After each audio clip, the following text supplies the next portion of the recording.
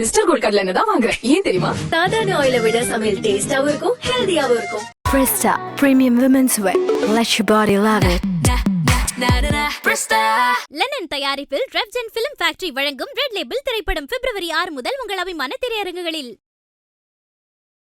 அண்ணாமலை அவர்கள் சொல்றார், இன்னும் தாவேக்காவையும் விஜயும் விமர்சிக்கவே ஆரம்பிக்கல. கரெக்ட் தானே, உண்மைதானே. இன்னும் அவர் விமர்சிக்கவே ஆரம்பிக்கல, அவர் அடிக்கவே ஆரம்பிக்கல. அவர் அடி வித்தியாசமான அடி, போலீஸ் அடி வேற மாதிரி இருக்கும். இவர் போலீஸா நடிச்சவர், அவர் போலீஸாவே வாழ்ந்தவர்.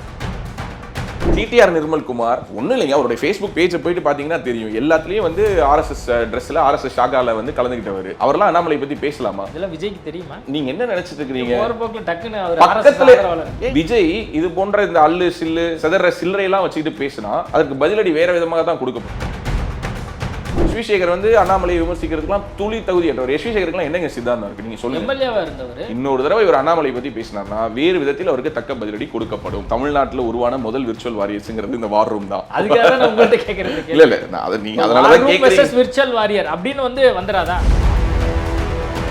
10 வருஷம் மோஸ்ட் சென்சிட்டிவ் ஏரியாஸ் ஆஃப் கர்நாடகால ஒர்க் பண்ண ஒரு ரியல் ஹீரோ. நான் திரும்பவும் சொல்றேன், நீங்க அண்ணாமலையை ரியல் ஹீரோன்னு சொன்னீங்கன்னா படத்துல இவர் ஹீரோ அப்படின்னு அவங்க சொல்லுவாங்க. சூப்பர். அதான் விஜய் ஃபேன் வேற ஆரம்பத்துல. நான் மறுபடியும் விஜய்க்காக நீங்க நிறைய பேட்டிகள் டிபேட்லாம் வேற நான் மறுக்கல. குறைந்தபட்ச நன்றி உணர்ச்சி இருந்தால் தாவேகா 2 பேருக்கு வாழ்நாள் முழுவதும் நன்றி கடன் பட்டிருக்கார்கள். ஒருவர் எடப்பாடி பழனிசாமி, மற்றொருவர் அண்ணாமலை. அந்த விஜய்ங்கிற ஒரு பேரே போதும் அப்படின்னு. சார் விஜய்ங்கிற பேரை பார்த்து படம் பார்க்க தான் வருவார், ஓட்டு போட வர மாட்டார். வேலைச்சேரில தான் அவர் நிக்க போறாரு. சந்தோஷம். இங்க நின்னாருன்னா நம்ம ஆஃபீஸ்க்கு கூட்டு வந்து அவருக்கு நாங்க வந்து எல்லோரையும் எப்படி வெல்கம் பண்றோமோ அது மாதிரி வெல்கம் பண்ணி ஒரு இன்டர்வியூ கூட எடுப்போம்.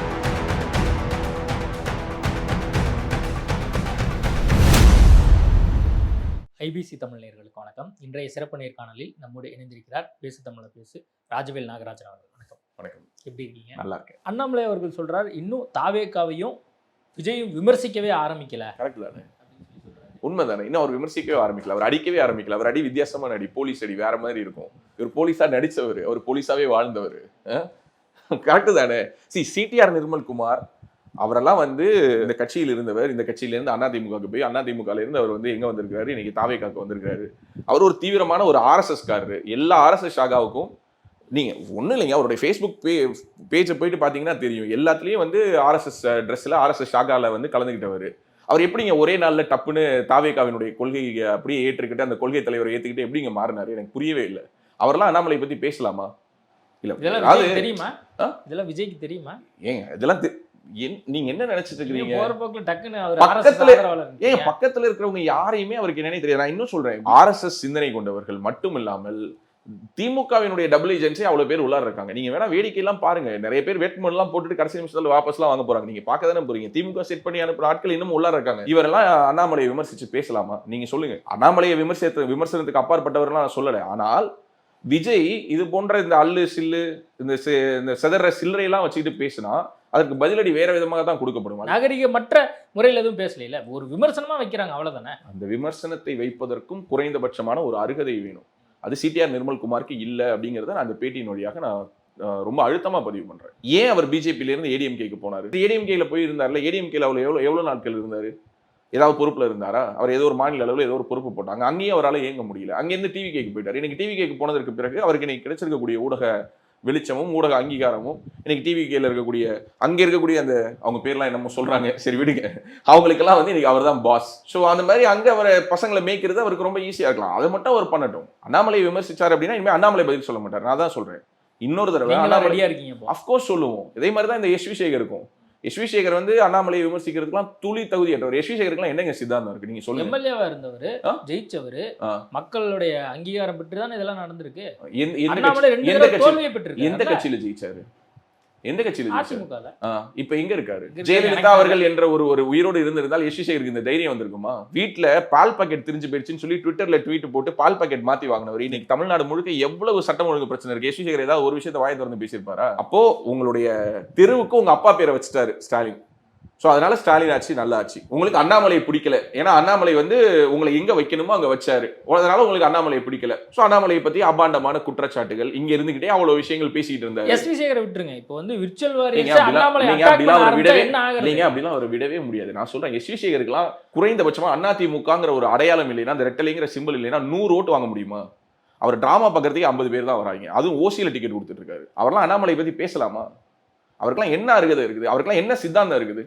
அவர் வீட்டுல கள்ள விட்டு அடிச்சது யாருங்க? இங்க இருக்கக்கூடிய பெரும்பான்மையான ஊடகங்கள்ல வேலை பார்த்துட்டு இருந்தவங்க கள்ள விட்டு அடிச்சாங்க. அந்த கள்ள விட்டு அடிச்சவங்க பூரா இன்னைக்கு திமுகவுக்கு ஜாலரா அடிச்சிட்டு இருக்காங்க. அந்த கேஸ் என்ன ஆச்சு? ஏன்னா இங்க திமுகவுக்கு அது ஒரு பெரிய ஒரு இது. ஏன்னா பக்கத்தில் 2 பிராமண சமூகத்தை சேர்ந்தவர்களை வைத்துக் கொள்வது என்பது அவர்களுக்கு ஒரு தேர்தல் நேரத்தை ஸ்டண்ட். சரி, அந்த ஸ்டண்ட்டுக்கு இப்போ அவர் எஸ்வி சேகர் யூஸ் ஆகுறாரு. ஒரு நாடக நடிகர், பக்கத்துல ஒரு சினிமா நடிகர், எல்லாரும் சேர்ந்து ஒரு போட்டோ ஷூட் பண்ணிட்டு இருக்காங்க. நான் திரும்பவும் சொல்றேன், அண்ணாமலை இந்த பிரஸ் மீட்லேயே சொன்னாரு, நான் இது வரைக்கும் பேசினதே இல்லை, முதல் தடவை நான் பேசுறேன்னு. முதல் தடவை இல்லை, இதான் அவர் கடைசி தடவை பேசுறது. இன்னொரு தடவை இவர் அண்ணாமலை பத்தி பேசினார்னா வேறு விதத்தில் அவருக்கு தக்க பதிலடி கொடுக்கப்படும். இப்போ விர்ச்சுவல் வாரியர்ஸ் எல்லாம் மாறி மாறி அடிக்க ஆரம்பிச்சுட்டா என்ன ஆகுறது? அதாவது விர்ச்சுவல் வாரியர்ஸ் அப்படிங்கிற வார்த்தையினுடைய வேறொரு வடிவமா உங்களுக்கு தெரியும், தமிழ்நாட்டுல உருவான முதல் விர்ச்சுவல் வாரியர்ஸ்ங்கிறது இந்த வார் ரூம் தான். அதுக்காக நான் உங்கள்கிட்ட கேட்கறது. இல்ல நான் அதை நீங்க அதனாலதான் கேக்குறீங்க. விர்ச்சுவல் வாரியர் அப்படின்னு வந்துராதா? அண்ணாமலை ஃபேன் விஜய் அடிக்க, விஜய் ஃபேன் அண்ணாமலை அடிக்க, அப்படியே மாறி மாறி இது ஒரு வேற ஒரு மாதிரியான ஒரு இடத்துக்கு கொண்டு போயிடாதா? நான் மறுபடியும் சொல்றேன், இந்த மோதல்ங்கிறது யாருக்குமே ஆரோக்கியமானது இல்லை. இது அண்ணாமலையும் விரும்ப மாட்டாரு, விஜயும் விரும்ப மாட்டாரு. இதுல டேமேஜ் சேதாரங்கிறது விஜய்க்கு தான் ஏற்பட போகுது. நான் திரும்பவும் சொல்றேன், இங்க இருக்கவருக்கு வெறும் விர்ச்சுவல் வாரியர்ஸ் அப்படிங்கிற பேர்ல வெறும் ஃபேனா எங்க தலைவர் இந்த படத்துல இப்படி நடிச்சாரு, அந்த படத்துல தண்ணியை கொண்டு வந்தாரு, இந்த படத்துல ஊழலை தட்டி கேட்டாருன்னு இல்லாம கிரவுண்ட்ல 10 வருஷம் மோஸ்ட் சென்சிட்டிவ் ஏரியாஸ் ஆஃப் கர்நாடகால ஒர்க் பண்ண ஒரு ரியல் ஹீரோ. ஓகே, நான் திரும்பவும் சொல்றேன், நீங்க அண்ணாமலை ரியல் ஹீரோன்னு சொன்னீங்கன்னா படத்துல இவர் ஹீரோ அப்படின்னு அவங்க சொல்லுவாங்க. சூப்பர், அதான் சொல்றேன், இது ரியல் ஹீரோ. 33 வருஷம் இந்த ஃபீல்ட்ல தொடர்ந்து பயணிச்சு இப்ப நம்பர் 1 ஹீரோ. பெரிய மரியாதை இருக்கு. நான் மறுபடியும் சொல்றேன், விஜயனுடைய விஜய் ஃபேன் வேற ஆரம்பத்துல. நான் மறுபடியும் விஜய்க்காக நீங்க நிறைய பேட்டிகள் நான் மறுக்கல. விஜயனுடைய தீவிரமான அவரோட அரசியல் நீங்க எப்படி பாக்குறீங்க அதை சொல்லுங்க. இல்ல அதுக்கான பதில சொல்லிடுறேன். அதுக்கு முன்னாடி நான் அதை சொல்லிடுறேன், மறுபடியும் சொல்றேன், ரியல் ஹீரோவையும் மோத விருந்தது யாருக்கு அடி அதிகமா விழப்போகுது அப்படிங்கிறத பார்க்க தான் போறோம்.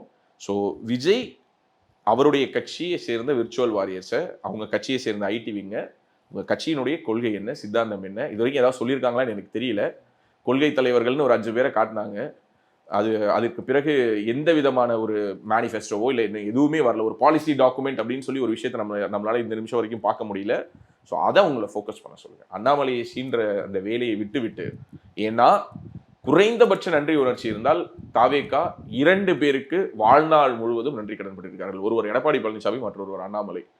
கரூர் துயர சம்பவம் நடந்து 41 பேர் இறந்ததற்கு பிறகு 2 பேருடைய பிரஸ் மீட் தான் மக்களுக்கு மிகப்பெரிய தெளிவை கொடுத்துச்சு. ஒன்று எடப்பாடி பழனிசாமி, அது நியூட்ரல் பிளஸ் ஏடிஎம்கே சப்போர்ட்டர்ஸ். அவங்களிடம் விஜய் மேல தப்பு இல்லை, விஜய் மேல நம்ம கோவப்படுறதோ அல்லது விஜய் பேசலன்னு எதிர்பார்க்கறதோ இந்த நேரத்தில் தப்புன்னு சொல்லி எடப்பாடி பழனிசாமி அவர்கள் கொடுத்த பிரஸ் மீட். 2வது minute by minute law and order எப்படி அங்கே இம்ப்ளிமெண்டேஷன் பண்ணப்பட்டிருக்கணும், எப்படி போலீஸ் பந்தோபஸ்து போட்டிருக்கணும், எவ்வளோ பேர் இருந்தாங்க, என்ன ஏதுங்கிறத ஒரு போலீஸ் ஆஃபீஸருடைய பார்வையிலிருந்து திரு அண்ணாமலை அவர்கள் விளக்குனது. இந்த 2 பிரஸ் மீட் இல்லைன்னா விஜயனுடைய இமேஜ் அன்னைக்கே காலியாக இருக்கும். விஜய் மிகப்பெரிய நெருக்கடிக்கு ஆளாகி இருப்பார். அதிலிருந்து அவரை காப்பாற்றியவர்கள் எடப்பாடி பழனிசாமியும் அண்ணாமலையும். இதை தமிழக வெற்றி கழகத்தினர் புரிஞ்சுக்கிட்டு யாரை எந்த நேரத்தில் பேசணும், எப்படி பேசணுங்கிறது புரிஞ்சு நடந்துக்கணும். அன்னைக்கு ஒன்றும் இல்லை, இன்னைக்கு இந்த விர்ச்சுவல் வாரியர்ஸ்னு சொல்லக்கூடிய அத்தனை பேருடைய ட்விட்டர் ஹேண்ட்லையும் போய் பார்த்தீங்கன்னா அந்த டைம் லைனில் அவங்க அண்ணாமலை பேசின பிரஸ் மீட்டையும் இபிஎஸ் பேசின பிரஸ் மீட்டையும் ஷேர் பண்ணியிருப்பாங்க. ஸோ அன்னைக்கு அவங்க சப்போர்ட் பண்ணது எவ்வளோ பெரிய சப்போர்ட்னு உங்களுடைய மனசாட்சியை கேள்வி கேட்டீங்கன்னா தெரியும். அதனால அநாகரிகமான விமர்சனங்களை தவிர்த்துட்டு உங்க கட்சியை பத்தி பேசுங்க, உங்க கொள்கையை பத்தி பேசுங்க, பதிலுக்கு உங்க பேசட்டும், மக்கள் தீர்மானிக்கட்டும். அவருடைய அரசியலை நீங்க எப்படி பாக்குறீங்க? விஜயனுடைய அரசியலை எனக்கு அண்ணாமலையுடைய ஸ்டாண்ட் தான் என்னோட ஸ்டாண்ட். விஜய் வரவேற்கிறோம், விஜய் வரட்டும், மக்களிடம் போயிட்டு அவருடைய கருத்துக்களை சொல்லட்டும், மக்கள் தீர்மானிக்கட்டும். வெறும் திரை கவர்ச்சியை மட்டும் வச்சுக்கிட்டு தமிழ்நாட்டை ரூல் பண்ணிட முடியும் அப்படின்னு அவர் நினைச்சாருன்னா அது தப்பு அப்படின்னு மக்கள் நிரூபிப்பாங்க அப்படிங்கிறது என்னுடைய பார்வை. இன்னைக்கு தேதிக்கு அவருக்கு ஒரு 30% இருக்குன்னு அவங்க ஆதரவாளர் சொல்றாங்க. அவ்வளவுதான் இருக்கு. அதே மாதிரி ஒரு 50 கருத்து கணிப்புகள் ஒரு பக்கம் 15-20 இருக்கு அப்படின்னு சொல்லி ஒரு சைடு வந்துட்டு இருக்கு. நீங்க என்ன நினைக்கிறீங்க? அவர் 10% மேல தாண்டுவாரு ஷியூரா. ஒரு டபுள் டிஜிட் ஃபிகர்ஸை அவர் தாண்டுவாரு. அவருக்கு நல்ல ஆதரவு இருக்கு. வீட்டுக்கு வீடு ஒரு விஜய் இருக்காருன்னு சொல்றாரு. வீட்டுக்கு வீடு ஒரு விஜய் இல்ல, எல்லாருமே விஜய் தான், எல்லாருமே விஜய் தான். யார் யாரெல்லாம் ஓட்டு போடுறாங்களோ விஜய். பேட்டியில என் பேருக்கு கீழே என் பேரை போடுவீங்களா, இல்ல விஜய் இந்த பாடலை பாடிக்கொண்டிருப்பவர் விஜய் மாதிரி இந்த பேட்டியை கொடுத்து கொண்டிருப்பவர் விஜய்னு போடுவீங்களா? பேட்டியில உண்மையை போட்டுருவோம். நாங்க ஓட்டு போடும்போது இவர் விஜய்க்கு தான் ஓட்டு போட்டாரு. எங்க வீட்ல எல்லாம் விஜய் உண்மையாவே இல்லைங்க. நான் ஏற்கனவே பார்த்தேன். சொல்றீங்க? இல்ல எங்க வீட்ல எல்லாம் இல்ல. எங்க வீட்ல நான் இருக்கேன், 3 நாய் இருக்கு, என் பொண்ணு இருக்கா, என் பொண்ணு இருக்கா. கண்டிப்பா நீங்க விஜய்க்கு போடுங்கப்பா அப்படின்னு தானே சொல்லுவாங்க. நாங்க அந்த மாதிரி வளர்க்கல, அந்த மாதிரி யாரும் வளர்க்க கூடாதுன்னு நான் நினைக்கிறேன். திரைத்துறையை பொறுத்த மட்டில் விஜய் என்னை மகிழ்வித்திருக்கிறார். என்னுடைய இளம் பிராயத்தில் நான் அவருடைய படங்களை பார்த்துருக்கேன், சந்தோஷப்பட்டிருக்கேன். சில சமூக பிரச்சனைகள்ல அவர் குரல் கொடுத்த பொழுது வேறு யாரும் பேச துணியாத விஷயங்களை அவர் பேசுறாருன்னு நினைச்சு நீங்க சொன்ன மாதிரி நானே சொல்றேன். ஆமா, நான் அவர் பொலிட்டீஷியனா மாறுறதுக்கு முன்னாடி ஒரு நடிகரா அவர் மேல மிகப்பெரிய நெருக்கடிகளை இங்க இருக்கக்கூடிய திமுகவும் அதிமுகவும் கொடுத்த பொழுது நான் அவருக்கு ஆதரவாக தொலைக்காட்சி விவாதங்கள்ல பேசினவன் தான். நானே கிட்டத்தட்ட ஒரு 30-40 டிபேட் பேசியிருப்பேன். ஆனா அவருடைய அரசியல் வருகை என்பது என்னை பொறுத்த மட்டில் அதில் இருக்கக்கூடிய உண்மையான பிக்சர் என்னங்கிறது எனக்கு இந்த நிமிஷம் வரைக்கும் தெரியல. நேற்று ஒரு ஆர்டிகல் படித்தேன், பார்த்தா அதில் ஏதோ அவருக்கு மிகப்பெரிய மிஷினரிஸோட ஃபண்டிங் இருக்குங்கிறாங்க. நான் அப்படிலாம் அவர் மத ரீதியாக சுருக்க விரும்பலை. ஏன்னா அவர் என்றைக்குமே விஜய் தான், நான் ஜோசப் விஜய்னு கூட சொல்ல மாட்டேன். அதே நேரத்தில் மிகப்பெரிய இளைஞர் கூட்டத்தை திரைக்கவர்ச்சியிலிருந்து விடுவிக்கக்கூடிய ஒரு வேலையை 1000 விமர்சனங்கள் இருந்தாலும் சீமான் அதை பண்ணாரு. தொடர்ச்சியாக நீ சினிமாவை பார்க்காத, சினிமா பார்த்து உன் ஹீரோவை தேடாதன்னு ராமதாஸ் தொடங்கி வச்சார், மருத்துவர் தொடங்கினது. பட் அப்போ அவர் சொன்ன பொழுது அவருடைய சமூகத்துக்குள்ளார போன மெசேஜை ஒரு பொது வெளியில கொண்டு வந்து தமிழ்நாட்டு இளைஞர்கள்ட்ட ஒரு திரைக்கவர்ச்சிங்கிற பிம்பத்தை உடைச்சு சூப்பர் ஸ்டார் அப்படின்னா அஃப்கோர்ஸ் முதல் நாள் போய் படம் பாரு, அதெல்லாம் பண்ணு, ஆனா சூப்பர் ஸ்டார்னாலும் அவன் சூப்பர் ஸ்டார் தானே அப்படிங்கிற அளவுக்கு பல்வேறு விதத்தில் அரசியல் படுத்தக்கூடிய ஒரு வேலையை நாம் தமிழர் கட்சி கடந்த ஒரு 10-15 வருஷத்துல செஞ்சதை திரும்ப மாத்தி ஒரு திரை நடிகரால தமிழ்நாட்டை ஆண்டு விட முடியும். அந்த ஒரே ஒரு குவாலிஃபிகேஷன். 33 வருஷம் நடிச்சார். 33 வருஷம் நடிச்சாருன்னா அவருக்கு தாதா சாஹேப் பால்கே அவார்டு கொடுங்க, இல்ல செவாலிய விருது கொடுங்க, வேற என்னென்ன உலகத்தினுடைய உயரிய விருதுகள் இருக்கோ இல்ல ஆஸ்கார் விருது கூட கொடுங்க. அதுக்காக நாட்டை கொடுக்கணும் அப்படிங்கிறது என்னை பொறுத்தவரை ஒரு அறிவற்ற ஒரு செயல் அப்படின்னு நான் பாக்குறேன். 33 வருஷம் நடிச்சதுனால ஒருத்தருக்கு எப்படி இந்த நாட்டை ஆள்வதற்கான தகுதி வரும்? நான் ஓப்பனா கேட்கிறேன், தமிழ்நாட்டில் இருக்கக்கூடிய 234 தொகுதியினுடைய பெயர்களையும் விஜய் சொல்வாரா? விஜய்க்கு தெரியும் நினைக்கிறீங்களா? கண்டிப்பா தெரிஞ்சிருக்கும்ல. எப்படி மதுரையில முன்னாடி திருப்பரங்குன்றம் லெட்டர் பேட் வச்சுக்கிட்டா, திருமங்கலம் விஜய், மதுரை மேற்கு விஜய், அப்போ எல்லா தொகுதியும் கண்டிப்பா படிச்சு வச்சிருப்பார்ல. இது கூடவா இது தெரியாம அரசியல் வருவாரு? நல்லா காமெடி பண்றீங்க, நல்லா அவரை கலாய்க்கிறீங்க. நான் தான் அவரை கலாய்க்கணும்னு நினைச்சேன், என் வேலையை சேர்த்து நீங்க கலாய்க்கல. இது கூடவா தெரியாம கட்சி அவருக்கு தெரியாதுங்க. நான் ஓப்பனா சொல்றேன், அவருக்கு 234 தொகுதியும் சத்தியமா தெரியாது. அவருக்கு 234 தொகுதியில இருக்கக்கூடிய 234 தொகுதியில இருக்கக்கூடிய கீ இஷ்யூஸ் என்னன்னு அவர்கிட்ட கேளுங்க, சத்தியமா தெரியாது. கண்டிப்பா எழுதி கொடுப்பாங்களா சார்? என்ன சார் எழுதி ஒவ்வொரு ஊர்லயும் கொடுத்து படிக்கிறவங்களுக்கு பேர் செய்தி வாசிப்பாளர் சார். எழுதி கொடுத்து படிக்கிறவங்களுக்கு பேர் செய்தி வாசிப்பாளர் சார். குறைந்தபட்சமா அவருக்கு சார் தமிழ்நாட்டுல நான் ஒண்ணும் இல்லை சார், 234 தொகுதி அப்படின்னு நம்ம சொல்றோம். வடக்குல இருந்து தெற்கு, கிழக்குல இருந்து மேற்கு வரைக்கும் அவர் எத்தனை தடவை பயணப்பட்டிருப்பாரு? அவரால் போக முடியாது, அவருடைய ப்ரொஃபஷன் காரணமா நீங்க சொல்லலாம். அவருக்கு எப்படி சார் லோக்கல் இஷ்யூஸ் என்னன்னு தெரியும்? அவருக்கு சார் இருந்த இடத்துல இருந்து எல்லாம் உங்களுக்கு தகவல் வரும்ல, டெக்னாலஜி வளர்ந்துருச்சு. பனையூர்லயே எல்லாமே சார். நீங்க பாருங்க, இது நிறைய பேர் பேசிட்டாங்க, இருந்தாலும் நான் அது பலரும் பேசினதுனால அதை நான் தவிர்க்கணும்னு நினைச்சேன். ஒர்க் ஃப்ரம் ஹோம் பாலிடிக்ஸ் அப்படிங்கிறது தமிழ்நாட்டுக்கு மட்டுமல்ல சார், ஒட்டுமொத்த இந்திய நாட்டுக்கே அது ஆபத்து தான். ஓகே, நீங்க களத்துக்கே வரமாட்டீங்க, களத்துல இருந்தா எல்லாரும் உங்க வீட்டை நோக்கி வரணும் அப்படின்னா அது நீங்க இந்த ஜனநாயகத்தையே கேள்விக்குள்ளாக்குறீங்க சார். உலகத்திலேயே ஒரு எந்த ஃபங்க்ஷனுக்கும் நம்ம போகலைனாலும் ஓகே, அதுக்கு பிறகு போயிட்டு நம்ம பார்ப்போம் சார். ஒரு உதாரணத்துக்கு நம்ம வீட்டில் ஒரு கல்யாண பத்திரிகை கொடுக்குறாங்க, நம்ம ஊர்ல இல்லை, வந்ததுக்கு பிறகு திரும்ப போயிட்டு கல்யாணத்தை விசாரிப்போம். இந்த மாதிரி எந்த ஒரு நிகழ்வாக இருந்தாலும் நம்ம தான் போவோம். ஆனா ஒரு 41 பேர் இறந்து போன குடும்பத்தை சேர்ந்தவங்களை கூட ஒரு மனிதன் தன்னை பாருன்னு தான் கூப்பிட்டு பார்க்குறாருன்னா இப்படிப்பட்ட ஒரு மனிதரை நான் பார்த்ததே இல்லை சார். நான் ஓப்பனா சொல்றேன், அந்த ஒரு மொமெண்ட்ல எனக்கு விஜய் மேல இருந்த ரெஸ்பெக்டே போயிடுச்சு சார். 41 பேர் இறந்துட்டாங்க, நீங்க என்ன பண்ணிருக்கணும்? உங்களை யார் சார் தடுத்திருப்பா? நீங்க போய் கரூர்ல அந்த ஹாஸ்பிட்டல் வாசல்ல உட்கார்ந்து இருந்தீங்கன்னா, அங்க உட்கார்ந்து நீங்க இன்னைக்கு பேசின அந்த வீடியோவை அங்க உட்கார்ந்து நீங்க பேசியிருந்தீங்கன்னா நீங்க ஹீரோ சார். நீங்க ஹீரோ. என்ன சார் பண்ணிருப்பாங்க? அதிகபட்சம் என்ன பண்ணிருப்பாங்க? அடிச்சிருவாங்களா? உருட்டுக்கட்டை எடுத்து அடிச்சிருப்பாங்களா? என்ன பண்ணிருப்பாங்க? அப்படிப்பட்டவங்க கிடையாது சார். அப்போ அன்னைக்கு அங்கேருந்து ஓடி வந்ததற்கு பிறகு உங்களுக்கு ஒரு ஆசுவாசப்படுத்திக் கொள்வதற்கு ஒரு நேரம் கிடைச்சு, அதுக்கு பிறகு நீங்க ஒரு வீடியோ போட்டு அப்பவும் நீங்க என்ன சொல்றீங்கன்னா, நான் இங்க உட்கார்ந்துருக்கேன், என் ஆட்களை தொடாதீங்க சார். உங்க ஆட்களை தொடாமல் போலீஸ் இருந்ததுக்கு நீங்க வெக்கப்படணும் சார்.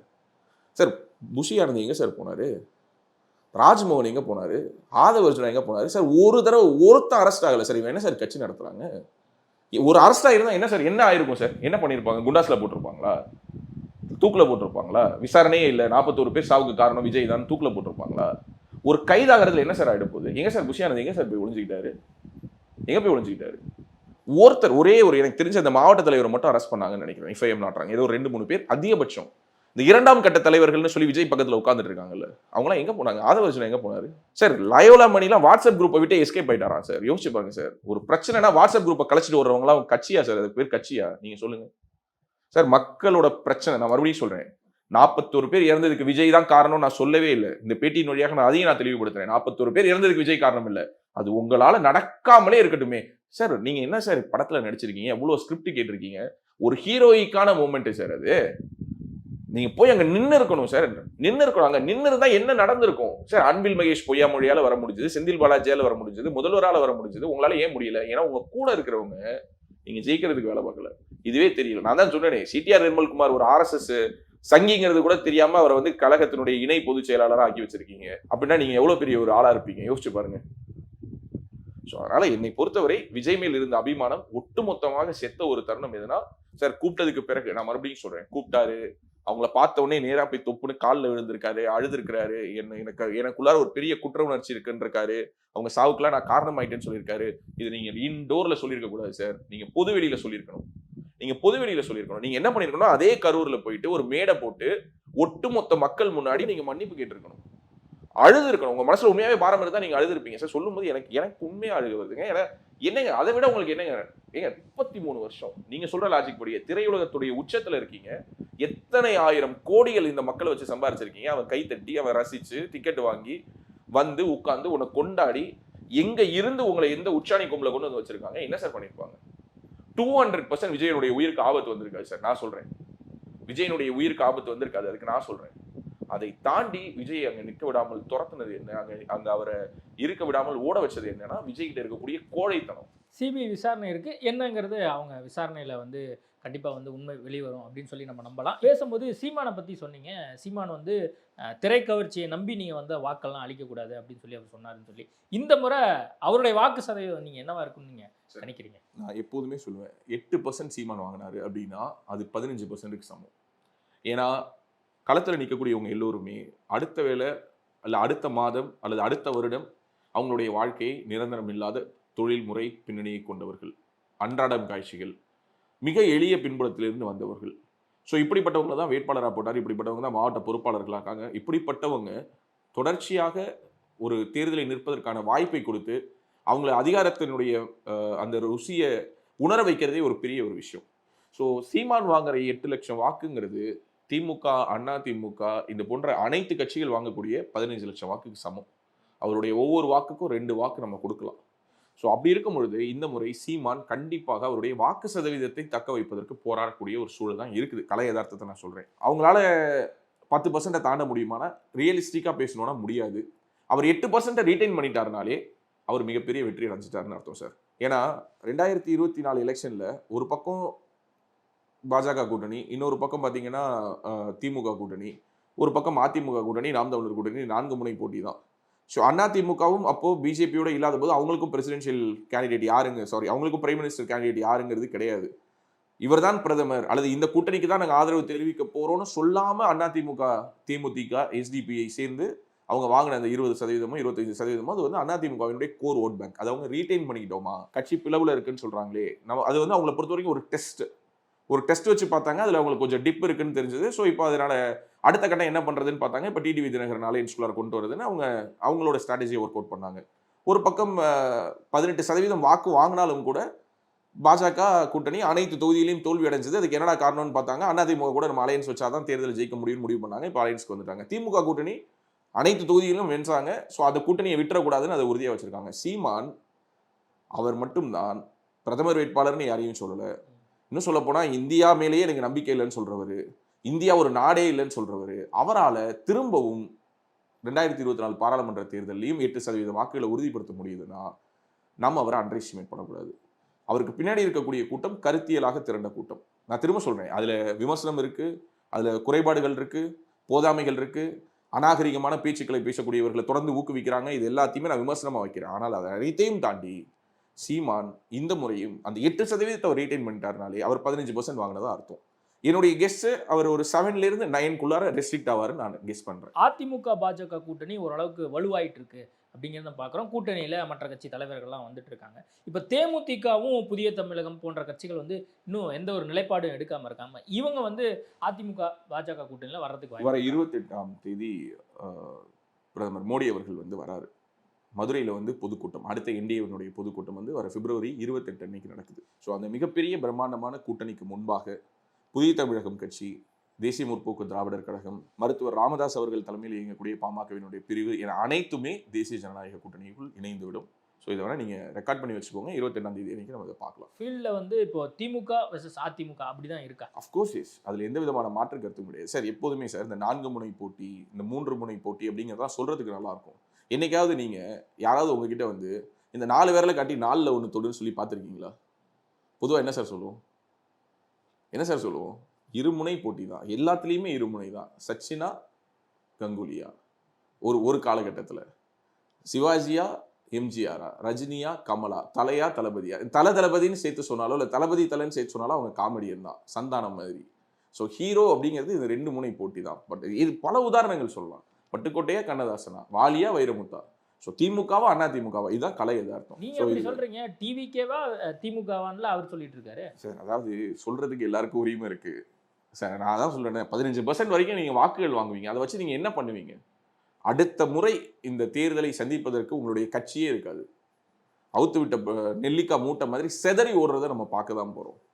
இன்னைக்கு உங்க கூட இருக்கக்கூடியவங்கள தேர்தல் அனுபவத்தை, களத்தை உணர்ந்து பல தேர்தல்களை பார்த்த அனுபவம் கொண்டவர் அப்படிங்கிறவர் செங்கோட்டையன் மட்டும்தான்.